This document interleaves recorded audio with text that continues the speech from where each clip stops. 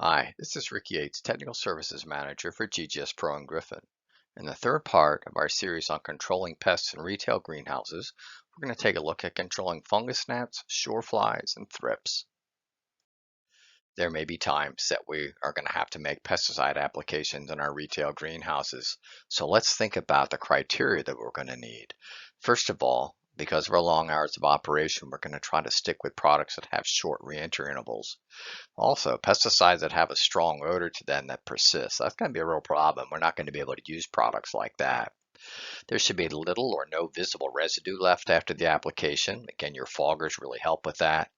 Bloom safety is going to be critical because most of the time we're selling open blooms, so products that burn open blooms are going to be really an issue for us. As much as we can, we want to emphasize biorational and reduced risk pesticides, also with an eye to pollinator safety, because in a lot of cases, what's sprayed tonight may be in someone's garden tomorrow.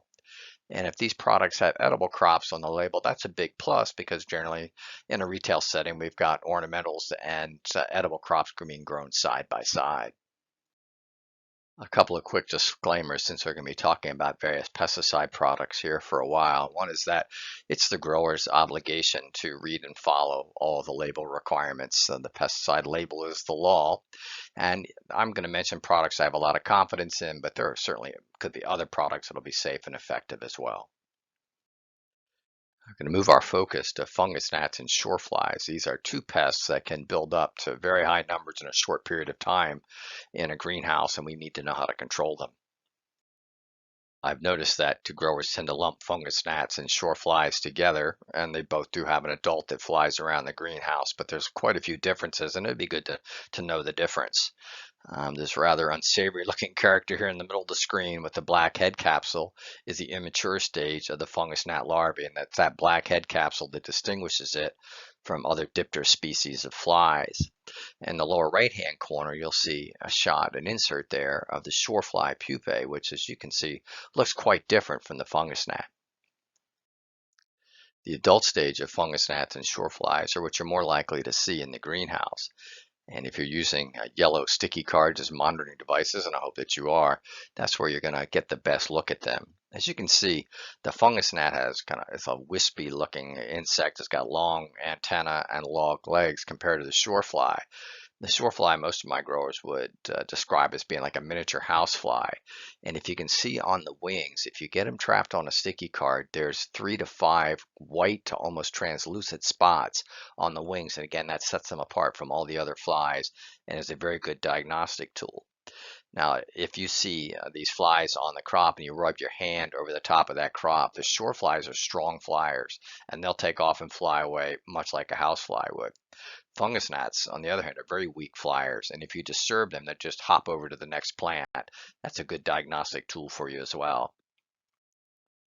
For years, I heard fungus gnats just described as a nuisance because they would fly up in the faces of customers and so forth, and indeed they are a nuisance. But the immature stage actually feeds on the roots of many plants. They particularly like flowering vinca, but they'll feed on the roots of almost any plants. And in this picture, from a friend of mine, extension agent in New Jersey, you can see that all but the thickest, heaviest support roots have been chewed off of these flowering vinca plants. And thinking back to that first slide where you saw the picture of the immature fungus gnat, believe it or not, when leaves come in contact with the surface of the soil where it stays wet, they will actually feed on the foliage. This looked like slug damage, but when we investigated it, we'll come to find out that immature fungus gnats were feeding on the back of the leaf. There are some differences that will help us in terms of instituting our control for the fungus gnats and shoreflies. The fungus gnats, they lay their eggs on the surface of the soil, so they're up in the crop. Sometimes the surface of the soil, sometimes also down around the drain holes in the pots. Shoreflies, on the other hand, are semi-aquatic, so they're like mosquitoes in the fact that their immature stage needs to be at least partially submerged in water. So we're not going to find them up in the crop. All the reproduction is going to occur in the wet areas in your greenhouse. So that would be along baseboards where the condensation keeps it wet. If there's any area that doesn't drain very well after an irrigation and the water persists there, these are the places that we'd have to treat for shoreflies. So totally different approach than for fungus gnats. In both cases, we know that the adult stage, the flies that are easily seen, are resistant to all the pesticides that we would choose to use on them. So we go after the immature stages to gain control. For both of these pests, greenhouse culture and sanitation is going to be your best friend. When soil media gets spilled on the greenhouse floor, it's really good to get that cleaned up, as that can lead to a breeding area. If you can do anything to improve the drainage so that the water doesn't stand anywhere, and certainly if you see deposits of algae, that's something we want to clean up in our greenhouse sanitation, as algae is required in the diet of the fungus gnats in order for them to be reproductive. There are some really good biocontrol options out there, beneficial nematodes that are applied to the soil, and again, they can be applied to the floors in the case of the shoreflies or into the crop. For fungus gnats, they're highly effective. Now, there is a different nematode for each. We'll talk about that in a minute. Rove beetles, which can be placed in a greenhouse typically once at the beginning of the season, and they'll continue to reproduce and scout after both fungus gnat and shorefly immatures. Something else you can use, although the small black beetle might be seen by your customers, that might require some explanation. Citation's an insect growth regulator. What we mean by that is that it stops both the fungus gnats and the shoreflies in their immature stage. The adults don't feed on plants. They live for about a week and they lay eggs and then they die off. So the idea with an insect growth regulator here is to keep them so they die in the immature stage so they never become adults that lay eggs and keep the life cycle going. You get about 2 weeks control from one soil application here. Excellent plant and bloom safety, no issues with residue or odor. It's labeled for a wide number of vegetable transplants as well, and a 12-hour REI. I mentioned distance and fulcrum here. They have the same active ingredient, but they have different formulations, and so the way we use them is just a little bit different. You get about 3 weeks of control when applied to the surface of the soil for both fungus gnats and shoreflies. Distance, unfortunately, has a strong odor, and that can be objectionable, and it can last 24 hours or longer. It does have the advantage of being labeled for edible crops in the greenhouse. Fulcrum, on the other hand, is a water-based formulation, so it doesn't have any odor. Its label only allows applications to ornamentals. Now, I say good plant and bloom safety. Typically, when we're applying it to the soil, the only crop we need to be concerned about are poinsettias, and there's some specific instructions on the label for that crop for those two pesticides to make sure we don't over apply and cause some problems. The ferns, the heuchera, salvia, these things are only if you're applying as a foliar spray for scale or mealybugs. It doesn't apply when we're applying to the surface of the soil, and it has just a 12-hour REI.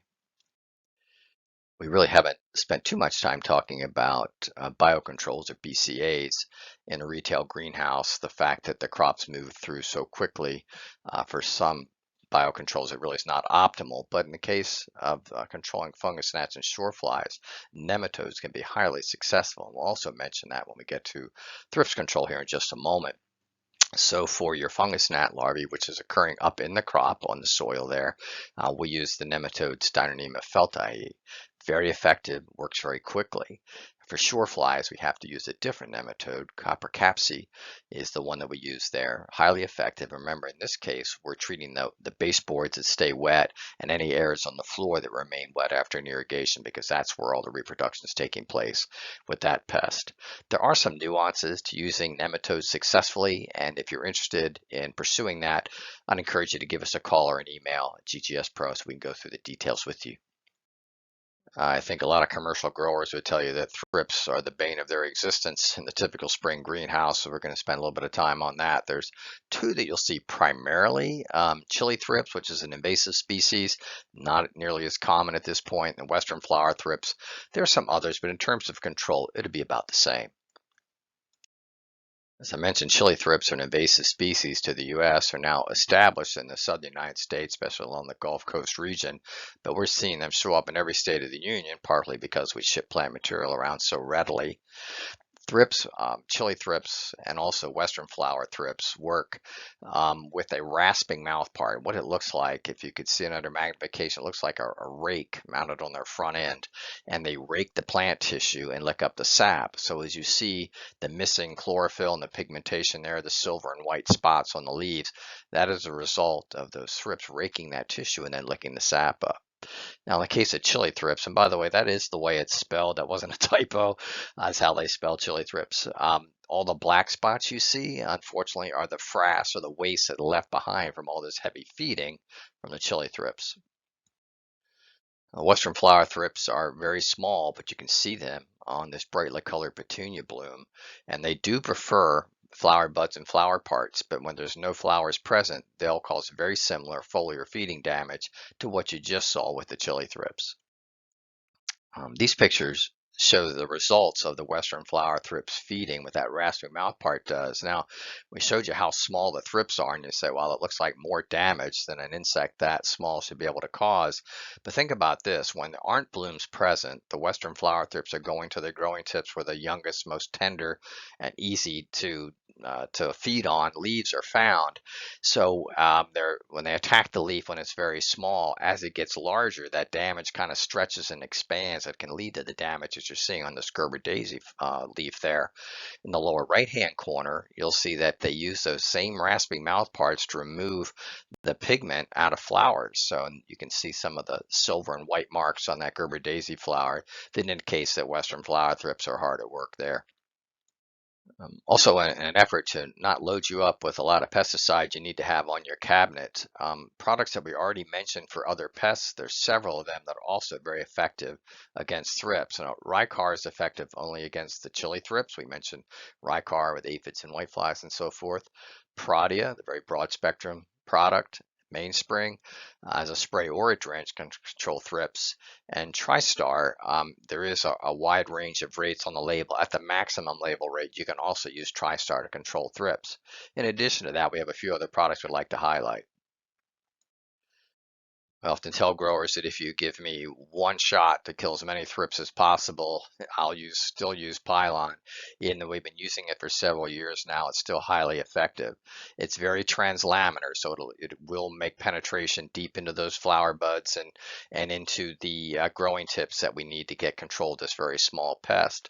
It can be applied as a spray. It can also be fogged through the dram equipment we showed you earlier, and it's available as a total release aerosol. It's something you might consider, even though it's more expensive per application.